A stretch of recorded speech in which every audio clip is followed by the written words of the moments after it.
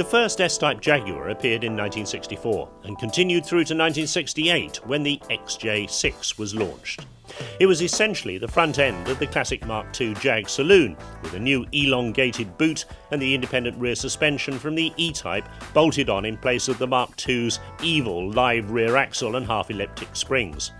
Although in many ways a better handling and more sophisticated car than the Mark II, it never really achieved the same cult status as a 3.8 Mark II, still one of the most popular classic cars around.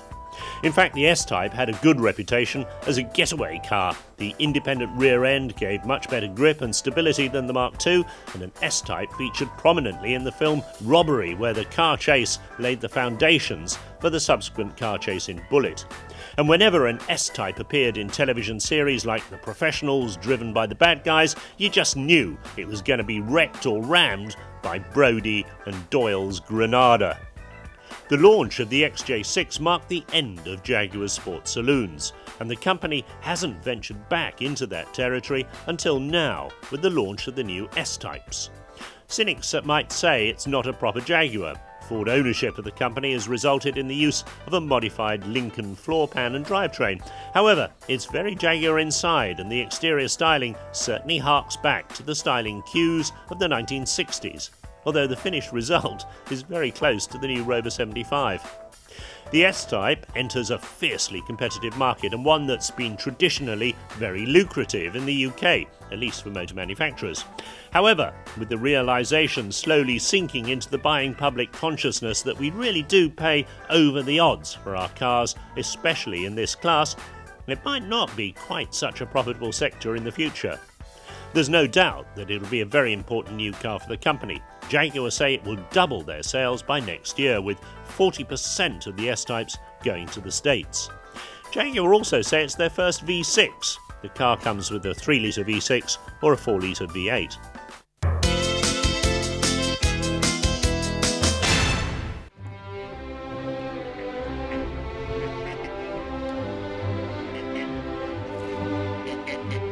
As English as Mrs. Beaton. Was she English? Dunno. As English as a summer's day in the country. Yeah, if you like caravans and drizzle. But it's not actually English anymore. Then again, we can't claim a world dominance of cricket anymore either. So let's ignore the nationalistic bit and simply say it has a fine pedigree. Because this is the new Jaguar S-type, and with a shape that instantly recalls the Mark II of the 1960s. But don't think tartan rug and golf clubs. Think caddish grins, cops and robber chases, and hello. Of course, it was easier for Jaguar back then. They just built a better, faster and prettier car than everyone else on the market. It's slightly more difficult now, though, thanks to some serious competition for the title. Back to the present, the new S-type is pitched against this, the BMW 5 Series. No one at Jaguar tries to make any secret of it. We'd laugh at them if they did, because we all know that it's true. The BMW is the benchmark in the class. Sleek, smart, ruthlessly efficient, it never puts a foot wrong. When faced with such clinical and cold opposition, what can our tweedy friend do? Well, for a start, it ain't tweedy. Jaguar messed around with a lot of designs before they plumped for this one. And it's full of references to Jags of the past, particularly the old Mark IIs of the 60s. If you look at the grille shape and the headlamps, the whole of the snout, in fact, it's all very dramatic stuff, particularly with this up-curving line running the length of the profile of the car, all of which makes it all the more surprising. When we open it up, take a look inside and... oh, well, there's absolutely no sense of occasion to match the drama of the exterior of the car. There's no outstanding feature. It's Euro blandness. There's nothing wrong with the interior, I'm sure, and I don't doubt the quality of it, but, well, it just does nothing.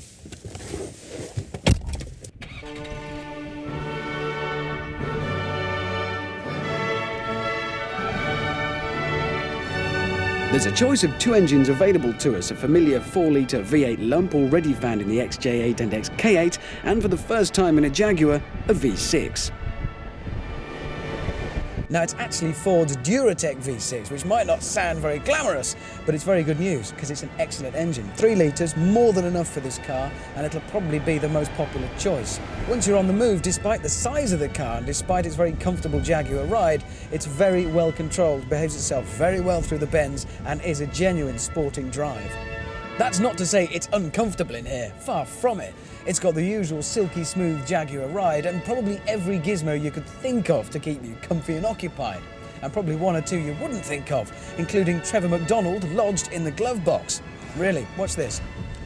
Climate control, temperature, 24 degrees. Trevor. Climate control, temperature 24.0 degrees. Thank you very much, Trevor. Actually, quite a lot of the stuff in here is voice activated, including the climate control, the CD player, even the telephone you can dial up with just your voice, which really, really impresses your friends.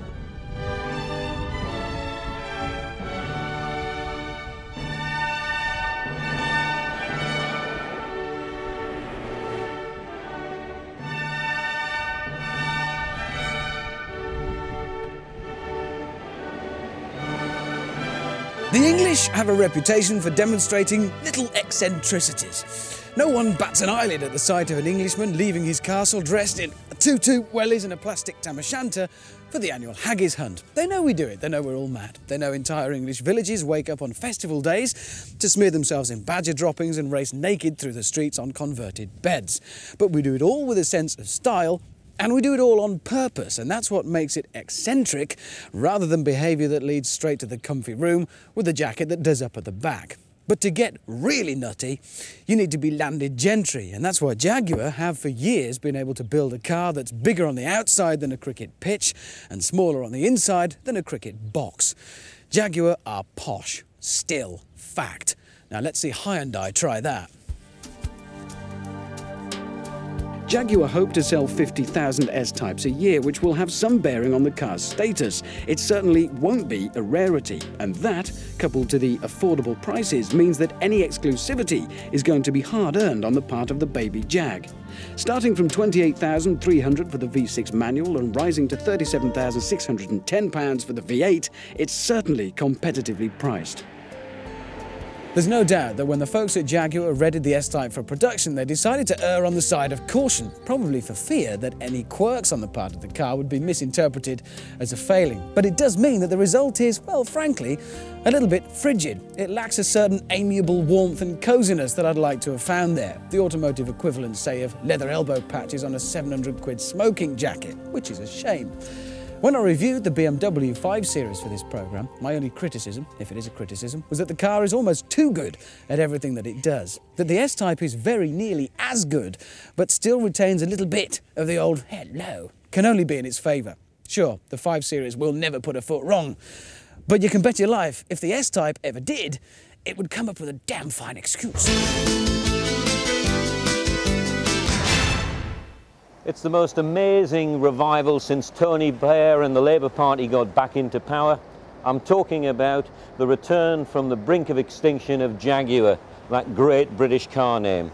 And this is the very latest evidence of the return to glory days of E-Class, Inspector Morse's Mark II. This is the sensational S-Type. It's the hottest property in the motoring world today. I'm the lucky holder of the keys to this car, and I am looking forward to this drive like I haven't looked forward to a drive for a long time.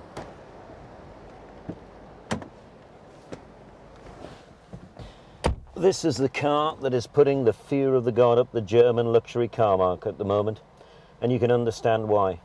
You just got to look at it from the outside, and you get inside, it's pure class. This car, if it drives as well as it looks, is going to be a monstrous winner.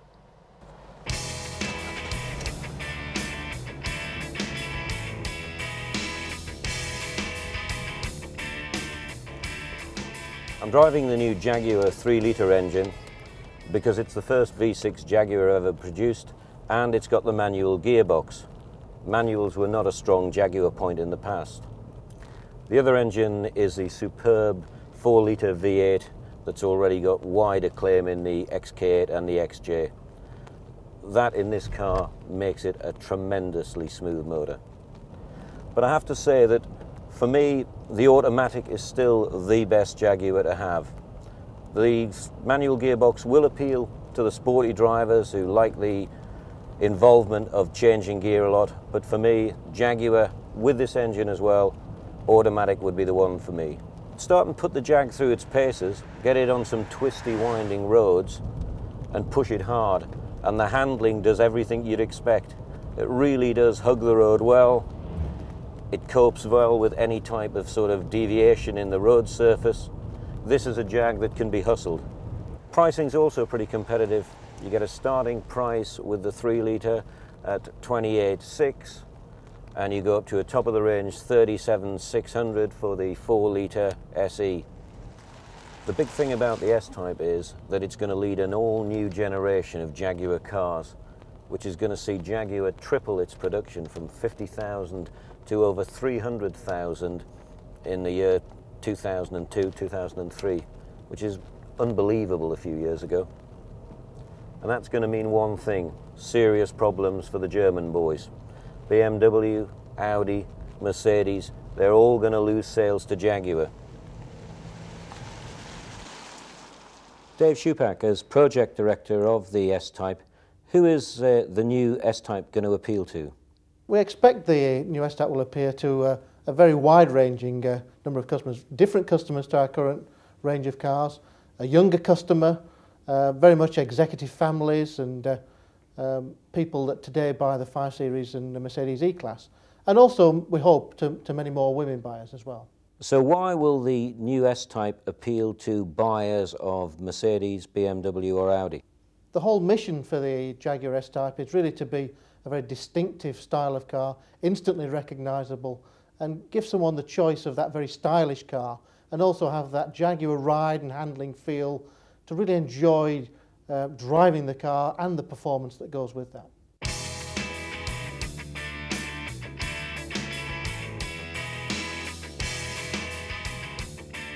Think Jaguar and you instantly think style. When it comes to blending wood and leather, nobody can quite match us Brits. They've all tried, but when it comes to a touch of class, Jaguar are showing the rest the way.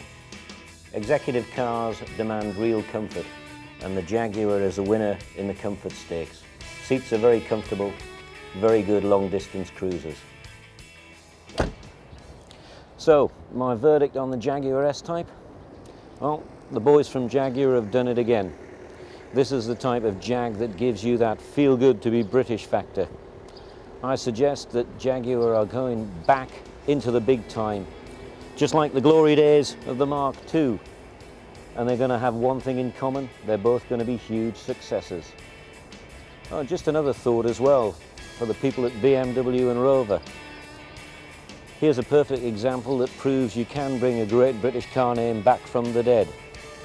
Take a look, boys. It should give you hope.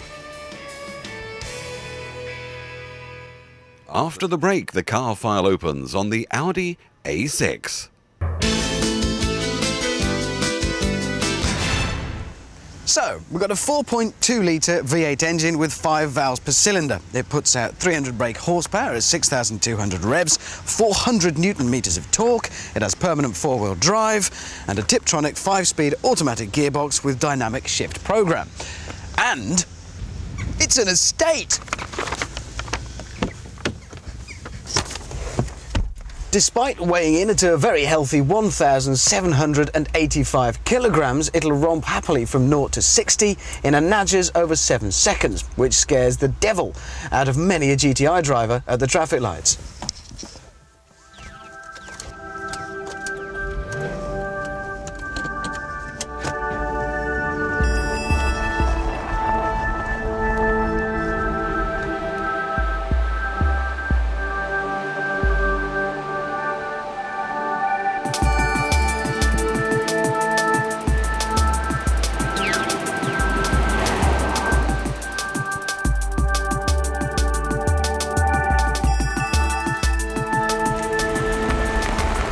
So, it's a kind of rocket-propelled dream car of a travelling salesman, or the kind of car that turns up outside the school with the kids plastered up against the rear window.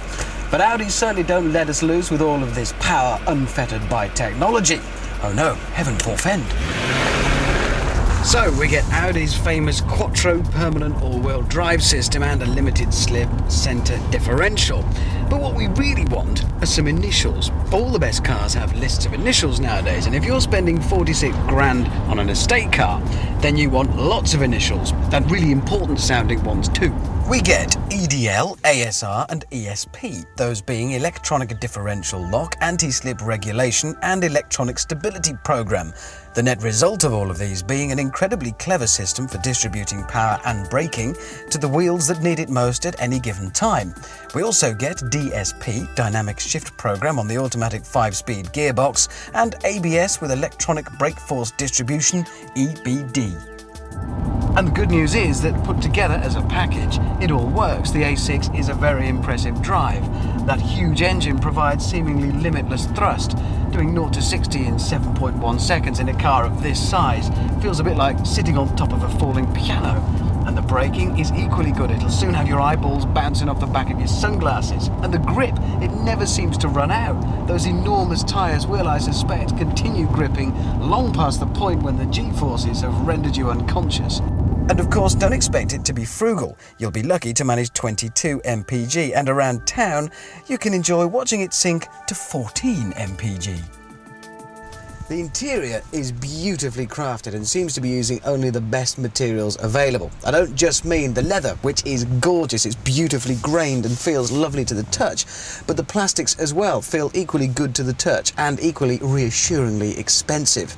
Ergonomically, it's excellent in here. Everything is laid out to fall immediately to hand, and it's pretty highly specified. We have individual controls for the air conditioning for the driver and front seat passenger, and electric everything, including the seats, which are electrically adjustable, as is the lumbar support in the back of the front seats. And I've got to say, if anything, there is too much lumbar support. On a long journey, I find myself arching my back rather, which does become a little bit uncomfortable. Whereas the rear seats are an absolute delight. They are supremely comfortable and supportive. On a long journey, they are a fantastic place to be, and it's well equipped back here as well. We've got individual little air vents for the rear passengers and a lighter so you can light your fags, and we've got the neatest coat hanger I have ever seen on any car on both sides. That is just reptastic, and we mustn't forget this is an estate car, and it certainly doesn't fail on practicality. The load space is enormous, but that practicality doesn't come at the expense of quality, and it starts here with a load cover, usually the nastiest, shabbiest bit of any estate. In this instance, it's lovely. And then at the back we even have an optional little guard for the doggy to keep him safe. And as soon as you pass this chrome guard strip at the entrance to the boot, everything is of the highest possible quality. There are spring-loaded cargo hooks, and there's even a cargo net fitted in its own little slot. This might be the boot of an estate car, but it is still nicer than any part of my own house.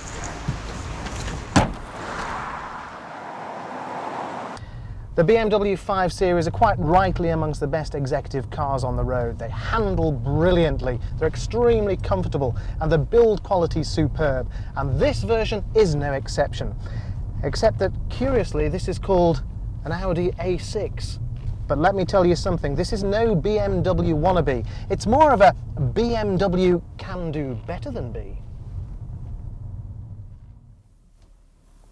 The lines of the A6 are really sweeping and elegant, I think, again reminiscent of the BMW 5 Series. But you know, there's a price to pay with this sort of flattened off trim.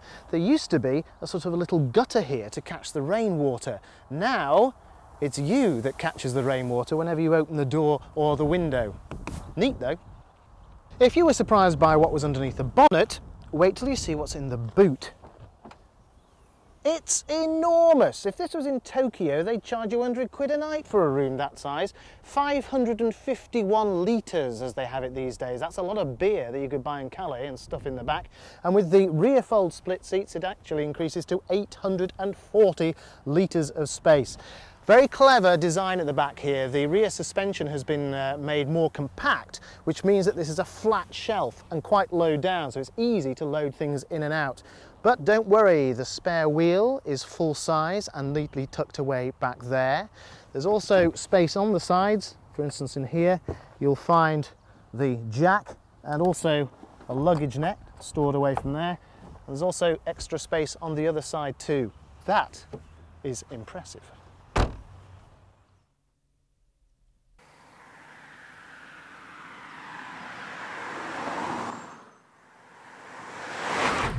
Not since the brutish Quattro of the 1980s has Audi produced anything remotely trendy, but now with the A8, the A6 and the extremely stylish TT, they are becoming perilously close.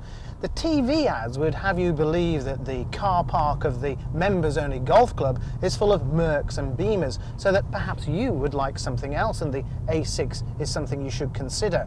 But the Mercs and Beamers are there for a very good reason. They're very good cars, so the A6 has a lot to live up to. All the models come with electric seat height adjustment, adjustable steering wheels with a sporty feel and a nice leather rim. This particular one is fitted with the 5-speed Tiptronic transmission, which means that on the left the gear shift is in automatic, flick it over to the right and you're in Tiptronic with a much more hands-on driving experience. This 2.4 will do 0 to 60 in about 9 seconds, which isn't bad for a car of this size, and has a top speed of around 138 miles an hour. Again, not bad. And in Tiptronic mode, it has tremendous torque from standstill, followed by higher ratios, which reduces the engine speed and cuts fuel consumption and road noise as well. Very clever. This is a car well designed and well suited for long distances. If you haven't been too depressed by the blues, you should finish your journey fairly relaxed. And out here in the countryside, well, it carves through the corners with great assurance, helped of course by this button, ASR, Anti-Skip Regulation Traction Control, to you and me. They've really gone to town. They've really gone to town with the lighting in this car too. Vanity mirrors illuminate all the blemishes. The console lights are fed by fibre optic cables, no less. There are footwell lights, large reading lamps in the back. Oh, and if God's big reading lamp is glaring at you too much through the rear windscreen, no matter. Watch what happens when you press this button.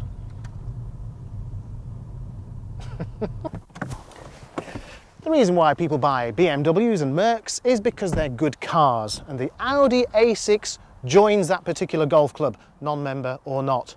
On the road it's about £26,000, this particular model, but with great specifications coming as standard, you're getting a pretty good deal for your money. Do you know something? I've even found a way round all that horrible dark blue velour in there. Why, simply step into the biggest room in the house. This way. You can avoid the noisy kids in the back as well. Drive on!